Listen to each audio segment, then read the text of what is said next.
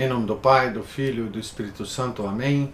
Ave Maria, cheia de graça, o Senhor é convosco. Bendita sois vós entre as mulheres, e bendito é o fruto do vosso ventre, Jesus. Santa Maria, Mãe de Deus, rogai por nós, pecadores, agora e na hora de nossa morte. Amém. São José, rogai por nós. São Felipe Neri, rogai por nós. São Joaquim, rogai por nós. Santo Agostinho, rogai por nós. Nossa Senhora de Fátima, rogai por nós. Em nome do Pai, do Filho e do Espírito Santo. Amém. Bom dia a todos.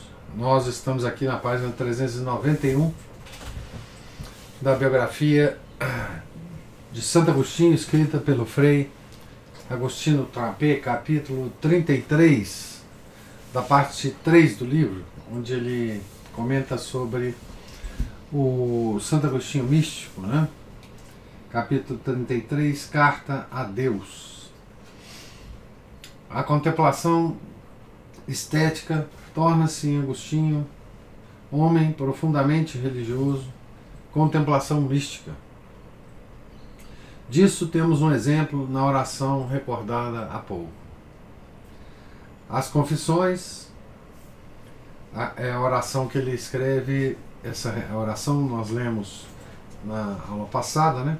Ou partes dela. Nós lemos na introdução aos Solilóquios. Disso temos um exemplo na oração recordada há pouco. As Confissões oferecem-nos um exemplo maior e mais célebre que aquela. Escreveu-as no início do episcopado, entre os 44 e os 46 anos de idade. Talvez tenha sido induzido a isso pelos amigos, entre os quais, nesse caso, Paulino de Nola, amigo de Alípio e seu. Talvez o desejo de defender-se de seus louvores, que eram muitos e generosos. Talvez a necessidade de encontrar um conforto nas duras fadigas do apostolado, ou de romper a solidão na qual a nova responsabilidade punha-o. Esta última razão deve estar aí em algum lugar.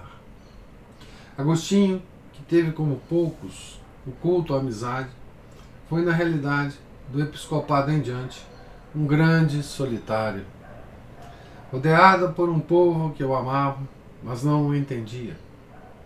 Longe dos amigos aos quais era normalmente enormemente ligado. Colocado pelos deveres episcopais na impossibilidade de preencher a solidão com o estudo das Escrituras, encontrou um remédio ao escrever, falando a Deus. As Confissões, de fato, são uma longa carta a Deus, na qual o autor trata daquilo que lhe concerne e interessa. Os fatos da sua vida, os mistérios da graça, a profundidade da filosofia, a interpretação da Escritura, as ascensões interiores, as maravilhas da criação. As Confissões tornam-se, por isso, autobiografia, teologia, mística e poesia ao mesmo tempo. Essa riqueza de aspectos fez da carta agostiniana a Deus uma obra literária universal, muito lida ontem e mais lida hoje. Não é, portanto, como frequentemente se pensa, só a confissão dos pecados. A confissão dos pecados não falta. Antes, é feita com sinceridade e com humildade profunda. Mas não é senão um aspecto, e nem mesmo o principal da obra. Essa abraça horizontes muito mais vastos, abraça as três dimensões da própria vida, o passado, o presente, o futuro. Abraça os dons divinos da criação e da salvação. Abraça os planos misteriosos da providência. A nota dominante é, por isso, o louvor. Como quer que precisamente a palavra bíblica confessio,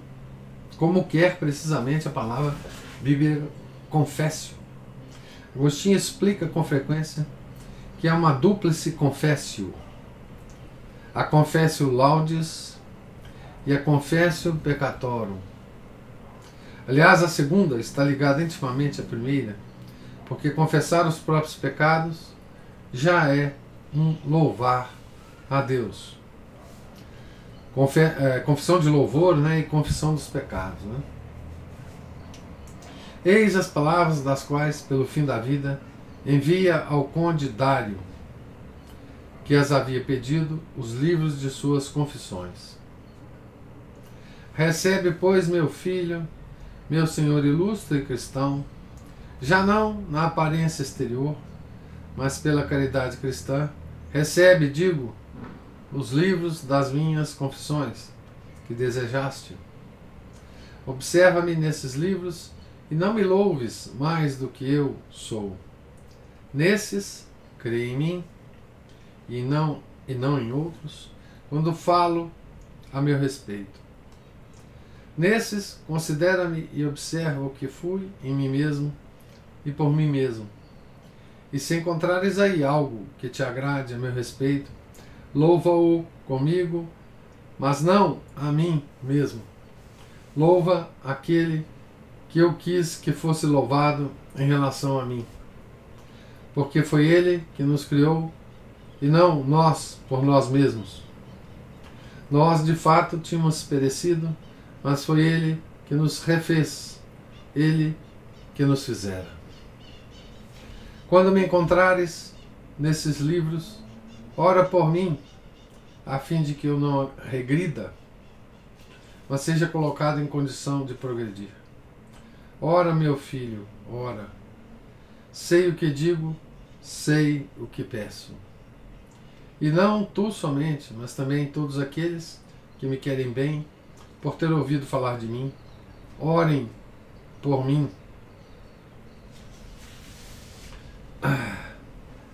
Essa carta que ele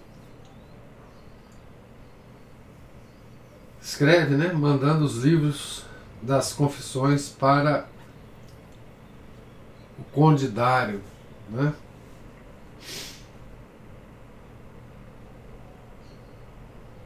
Orem por mim.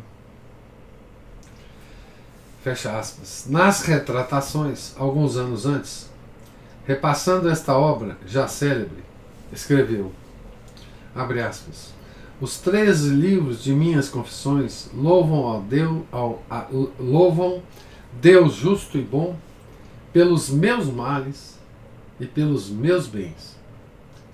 E a ele elevam a inteligência e o coração dos homens.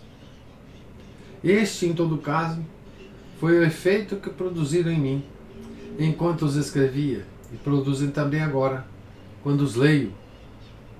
O que pensam os outros é assunto deles. Sei, todavia, que há muitos irmãos agradaram e agradam muito. Fecha aspas. Então,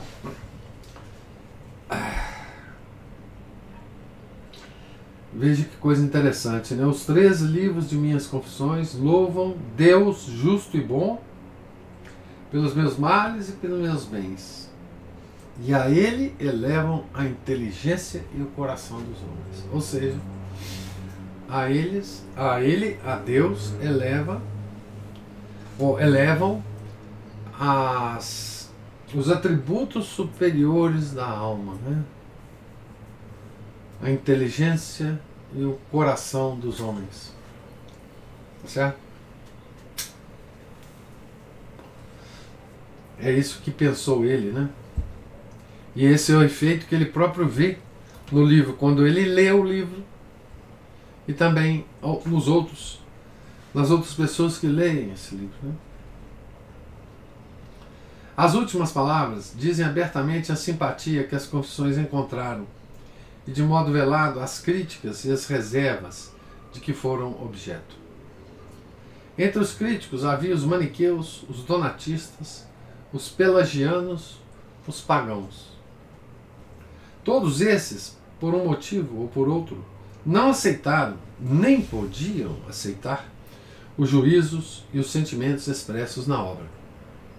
Antes serviram-se dela, em medida diversa, para ofender, acusar, rechaçar o autor. É célebre o caso de Pelágio, Escreve Agostinho, abre aspas, qual de meus opúsculos foi lido mais frequentemente ou mais apreciado que os livros de minhas confissões? Havendo-os publicado antes que aparecesse a heresia pelagiana, nesses digo a nosso Deus e frequentemente o digo. Dá-me o que me mandas e manda-me o que quiseres. Essas minhas palavras, Pelágio, ouvindo-as citar em Roma por um de meus irmãos e colega no episcopado, não pôde suportar, e contradizendo-as, na verdade vivamente, por pouco não se desentendeu com quem as tinha citado.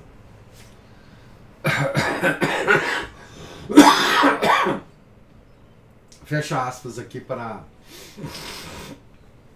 Santo Agostinho, né? Então aqui o Frei Agostinho Trapet está falando das reações, né, negativas ao livro. Menos célebre e mais tarde,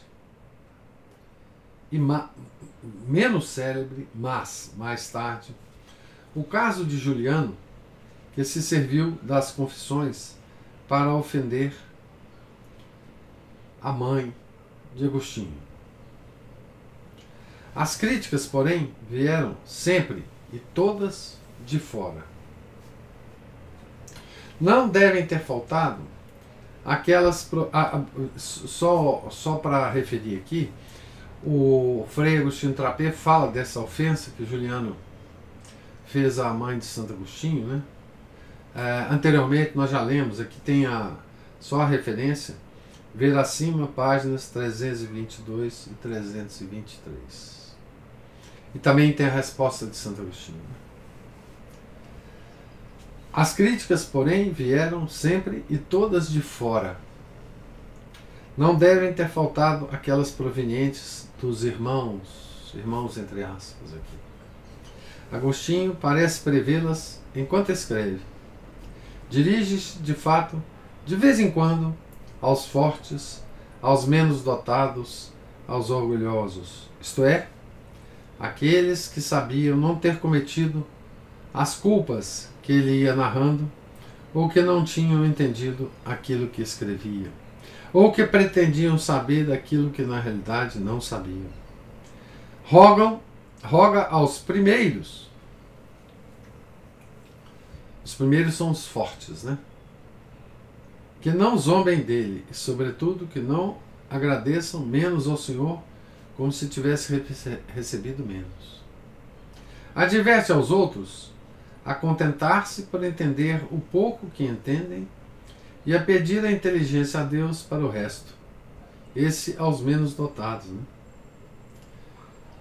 Deixa os últimos, os orgulhosos, soprando o pó que levanta e levantando terra nos próprios olhos. Certamente as confissões não são um livro fácil. Para captar seus diversos aspectos e, sobretudo, para compreender seu estilo e tom, é preciso entrar bem fundo no espírito do autor, no qual se encontram juntas agudas exigências intelectuais e profundas aspirações místicas, um vivo sentido do pecado e uma temente espera da salvação.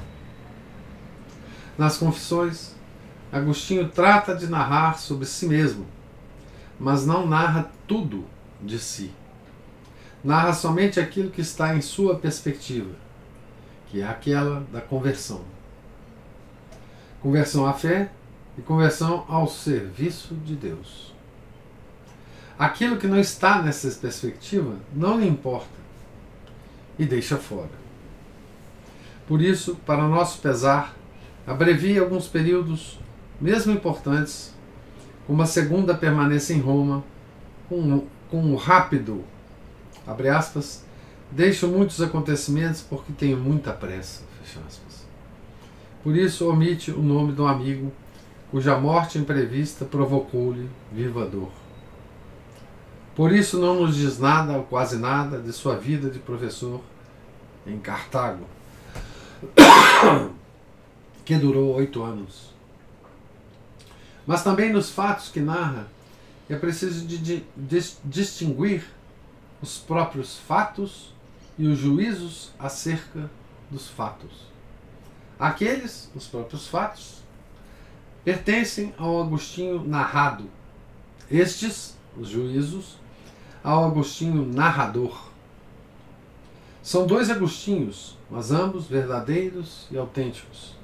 O autor das Confissões narra fielmente os fatos como ocorreram, como a memória tinha-os recolhido e conservava-os.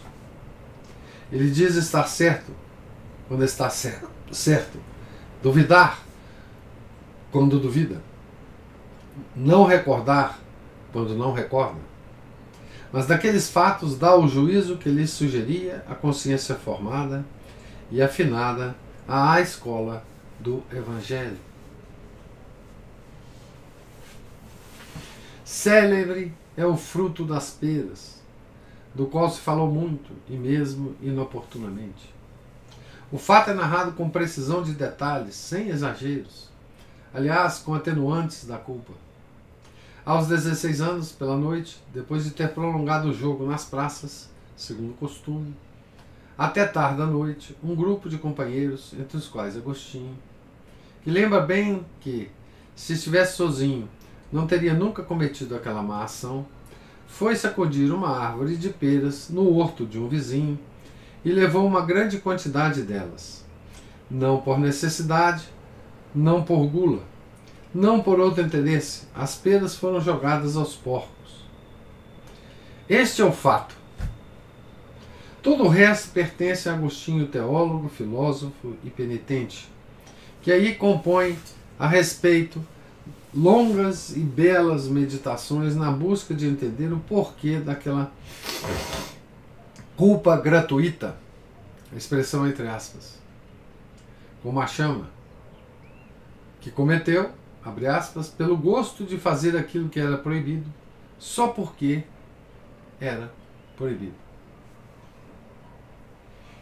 A razão dessa parte reflexiva das Confissões, que se entrelaça com a parte narrativa e supera em extensão, é a seguinte: Agostinho vê e inscreve os fatos de sua vida no panorama universal da providência.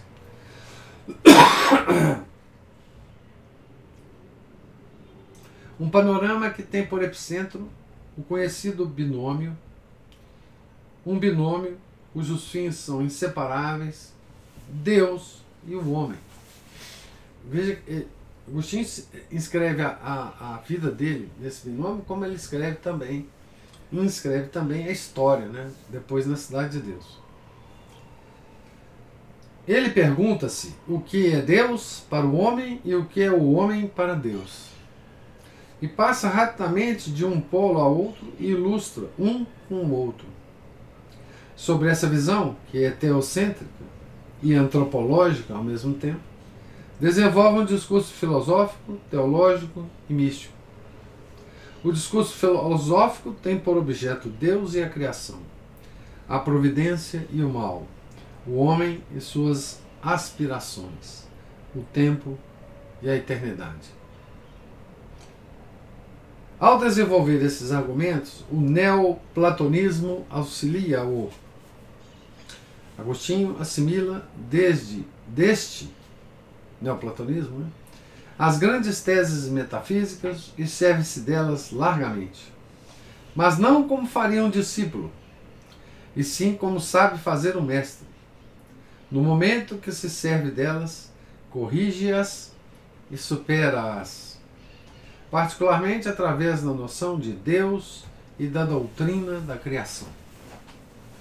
Subindo das criaturas a Deus, consegue neste a plena certeza.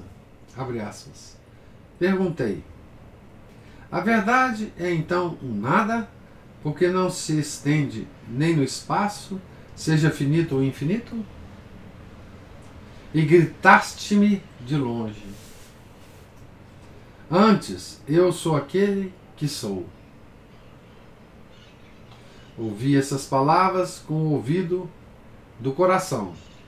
Agora não tenho mais motivo para duvidar. Ser-me-ia mais fácil duvidar de minha existência que da existência da verdade, a qual se alcança compreendendo-a através da criação. A criação é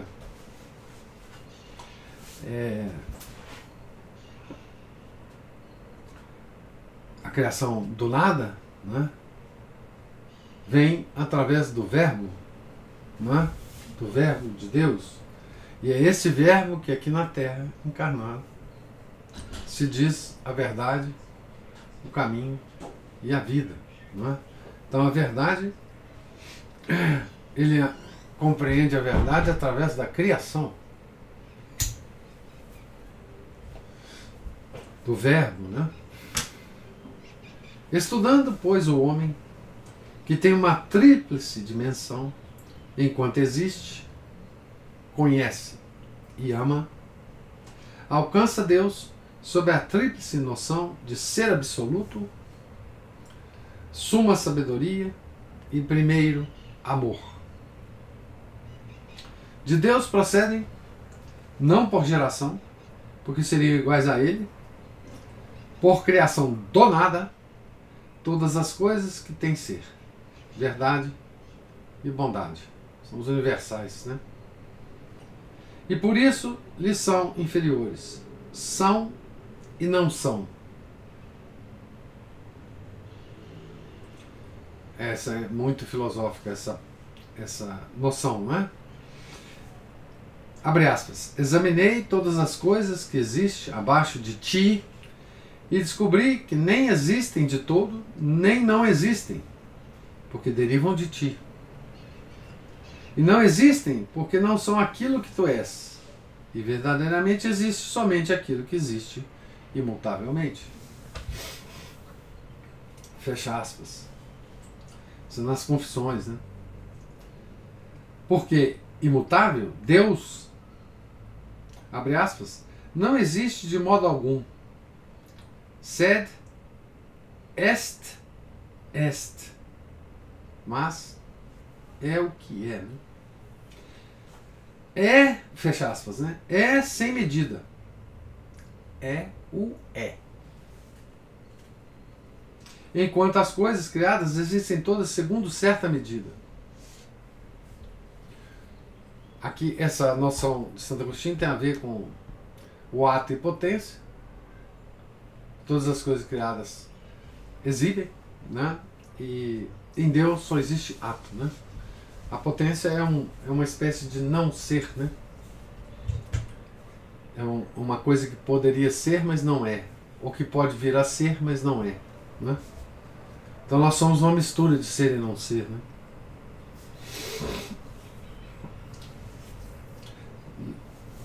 Porque imutável, Deus, não existe de algum modo, mas é o é, né? Tinha se apaixonado tanto por aprofundar a doutrina da criação que se dedica a isso propositalmente nos últimos livros das confissões, comentando o Gênesis. Alguém se perguntou,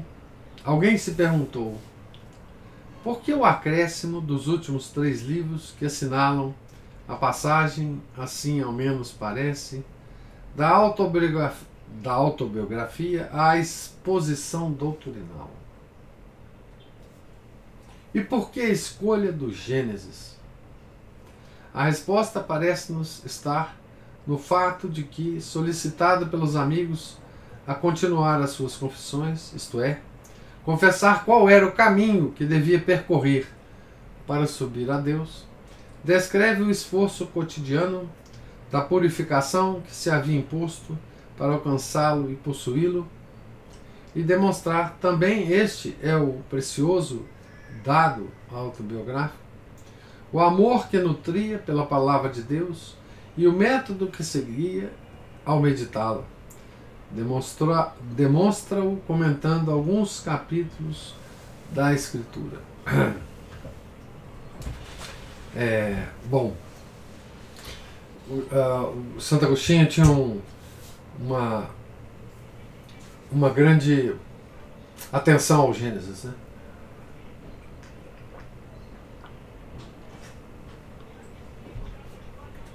E ele não podia estar mais certo, né?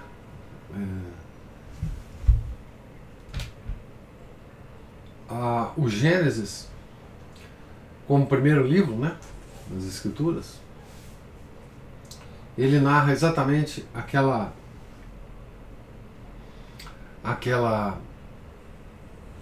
aquele acontecimento, né, na eternidade, que foi a criação do nada de todas as coisas visíveis e invisíveis, né? É o livro chave da nossa fé, não é? É o livro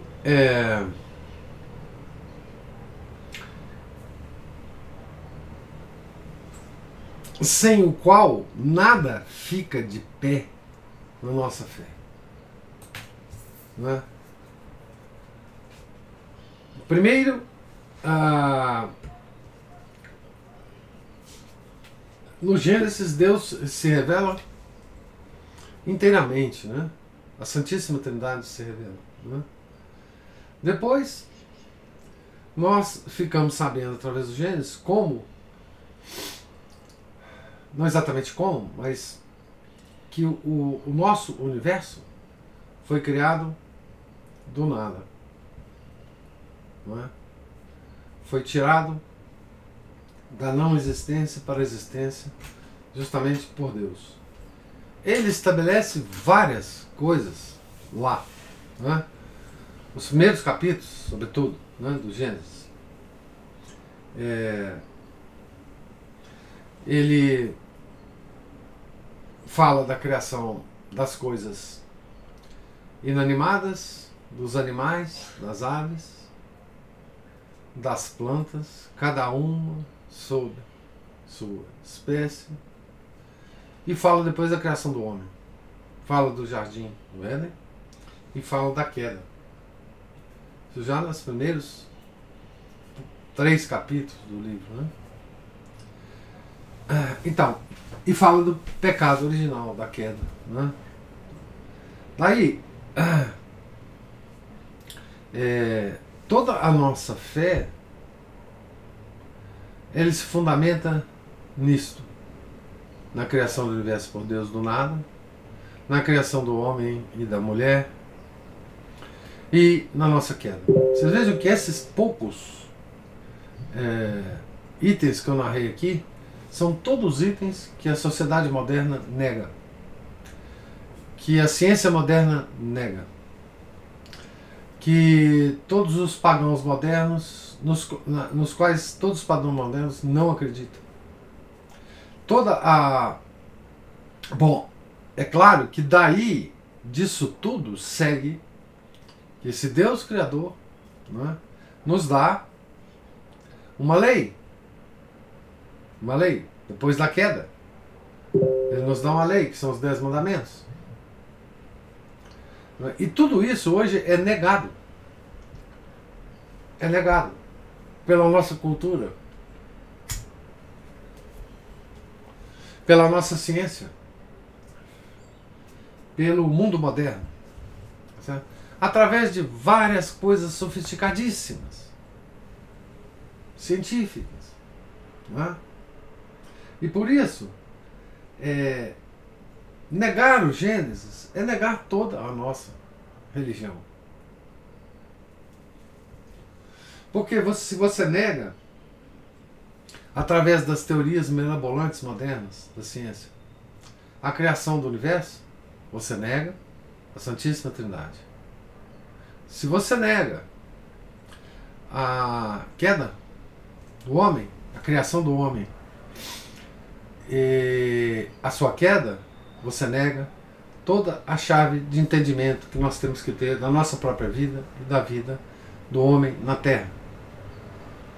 Certo? E você nega mais ainda. Mais ainda. Se você nega o pecado original, você nega a redenção. Portanto, você nega a vinda do nosso Salvador. Portanto, você tira toda a substância da nossa religião. Certo? Então, não é à toa, não é, que Santo Agostinho se concentra no Gênesis. Não é à toa que toda a nossa cultura moderna desfaz ou tenta destruir tudo que está no Gênesis. Porque você não precisa exatamente destruir a nossa religião através do nosso Salvador. Você precisa destruir a nossa religião através do Gênesis, porque se você destrói o Gênesis, você torna o nosso Salvador um palhaço, uma crença inútil, uma bobagem. Tá certo? Então é por isso que eu acho, não tenho nenhuma autoridade para achar isso, mas é por isso que eu acho que Santo Agostinho faz esses 3 últimos livros das Confissões falando sobre o Gênesis. Não é? E veja que o Frei Agostinho interpreta essa espécie de mudança do estilo literário do Gênesis nesses 3 últimos livros, de um estilo autobiográfico para uma exposição doutrinal, mas ele preserva aqui, né, a face de confissão, porque, segundo Frei Agostinho, na interpretação dele, Santo Agostinho está confessando aqui como é que ele, não é, como é que ele mesmo se comporta na sua vida, não é, para atingir essas verdades da fé, né, através do Gênesis, né? É um processo que Santo Agostinho usa, portanto, ele está confessando para nós como é que ele faz, né? Tá certo? Como é que ele medita, como é que ele interpreta os capítulos do Gênesis, né? Tá certo? É uma beleza isso, né? E eu vou parar por aqui na página. Depois, vamos continuar falando sobre o Gênesis um pouquinho aqui também, depois, na próxima leitura. Mas o capítulo esse capítulo é longo, né? Enfim, falando desse livro, né? Das Confissões. E eu gostaria, estamos aqui na metade da página 398, né? E eu gostaria de ouvir vocês, os comentários e observações que vocês tenham a fazer sobre a leitura de hoje.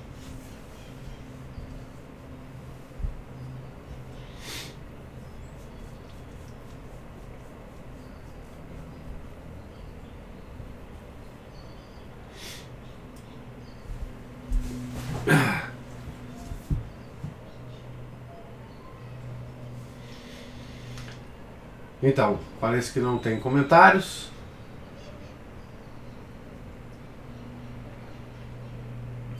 Deus lhes pague a presença. Tenham todos um santo dia. Fiquem com Deus. Amanhã a gente retorna na página aqui 398 do livro. Ok? Em nome do Pai, do Filho, do Espírito Santo. Amém. Ave Maria, cheia de graça, o Senhor é convosco. Bendita sois vós entre as mulheres, e bendito é o fruto do vosso ventre, Jesus. Santa Maria, Mãe de Deus, rogai por nós, pecadores, agora e na hora de nossa morte. Amém. São José, rogai por nós. São Felipe Neri, rogai por nós. São Joaquim, rogai por nós. Santo Agostinho, rogai por nós. Nossa Senhora de Fátima, rogai por nós. Em nome do Pai, do Filho e do Espírito Santo. Amém.